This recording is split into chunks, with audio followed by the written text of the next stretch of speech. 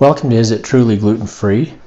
Now we're going to be testing this product, Frito original flavor bean dip. There is no mention of this product being gluten free anywhere here, although it does appear to be so based on the ingredient label. It does mention natural flavors. It's anybody's guess what that means. Anyway, we're going to go ahead and test it and see what happens. So I'm going to throw this in a blender, make sure that the test kits have access to whatever gluten may be in here.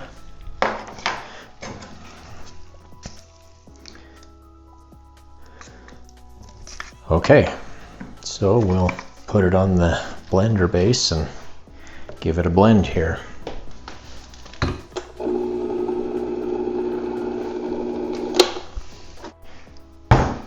Okay, so I have a bag here labeled Fritos original flavor bean dip. I'm going to put it in here. Actually, you know what? Come to think of it, I'll just put it back in the can since it has a lid. Okay, we'll just drop a lid on that. Okay, that product is ready for testing. So now we're going to test the Fritos brand original flavor bean dip. We're going to be testing this with the GlutenTox Sticks Plus test kit. So the first step is that we need to measure out 1 gram of the bean dip into this vial. I've got my scale. Now you notice I have the vial labeled FBD Fritos bean dip. I'm going to drop this vial into this container here on the scale. Now I'll proceed to try to get 1 gram of the food sample into here. Alright, we'll leave it right there, 0.99. Now, what we need to do next is we need to put the extraction solution into that vial. So the extraction solution is right here in this bottle. I need to put 10 milliliters of the extraction solution into the vial. So I have my pipette here set to 10 milliliters.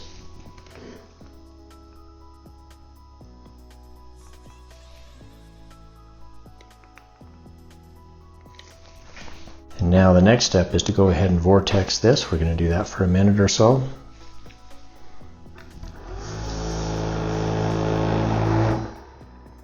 All right, now we're ready for the incubation phase. What we're going to do is we've got a thermostatic water bath right here, and it is set to 50 degrees Celsius. So what we need to do right now is we need to put these samples into the water bath and allow them to incubate for 40 minutes. And at regular intervals, about 10 minutes or so, we'll go ahead and vortex the samples during that time period. Now I am putting multiple samples in just because that's more efficient. I'm going to do 6 at a time.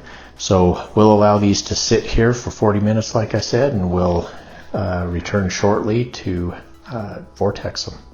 Okay, it's time now to do the first vortex on the Fritos bean dip.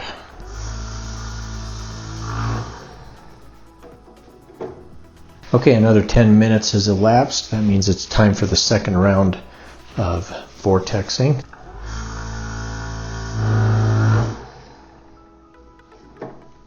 Okay, it's time now for the third and final round of vortexing for the Fritos bean dip sample.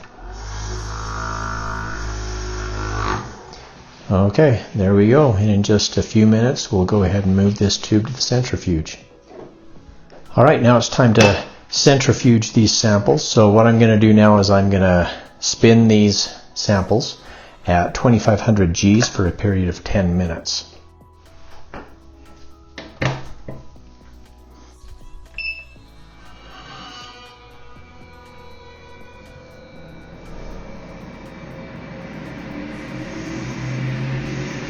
All right, the centrifuge has now finished with our samples.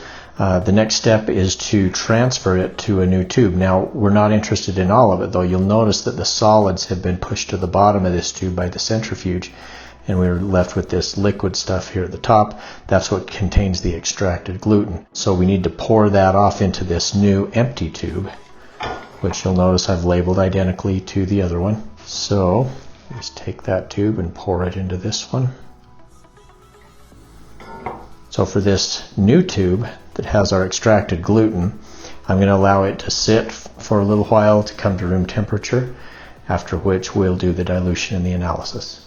Okay, we're now ready to do the analysis, or the dilution and the analysis of the Fritos bean dip. So I've got the extracted food sample right here, and right here I have an empty vial that we're going to use for the dilution. So here's the dilution solution. We're going to be doing this test at a limit of detection of 3 parts per million. And that limit of detection dictates a 960 microliter ejection of dilution solution into this vial.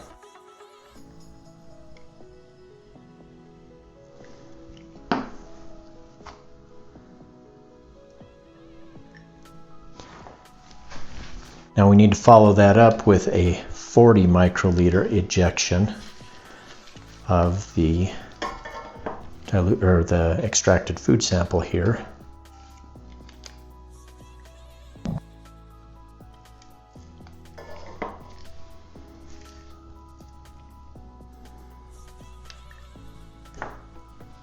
Okay, now the next step is we need to take 100 microliters of the diluted sample, and we need to put it into this second well.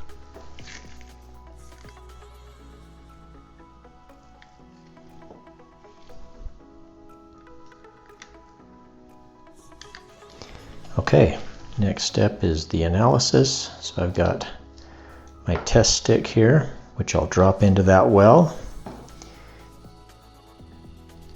and set the timer for 10 minutes. Okay, our 10 minutes is up. Let's have a look at our results on the Fritos original flavor bean dip, and I do not see any sign of red or pink on that test strip. I believe that test strip is indicating gluten-free. It was done at a limit of detection of 3 parts per million. So what that means is if this product has any gluten in it, it's at a level below 3 parts per million according to GlutenTox Sticks Plus. This concludes this test on Fritos original flavor bean dip using GlutenTox Sticks Plus at a detection limit of 3 parts per million. At some future date, we'll test this product again, and until then, we've got more tests on the way, so stick around for those, and we'll see you next time. Thanks for watching. I hope you found this video helpful. If you'd like to stay updated on new gluten test videos as they're posted, don't forget to subscribe. You can also visit us on the web at isittrulyglutenfree.com or follow us on social media at isittrulyglutenfree. Thanks again and have a great day.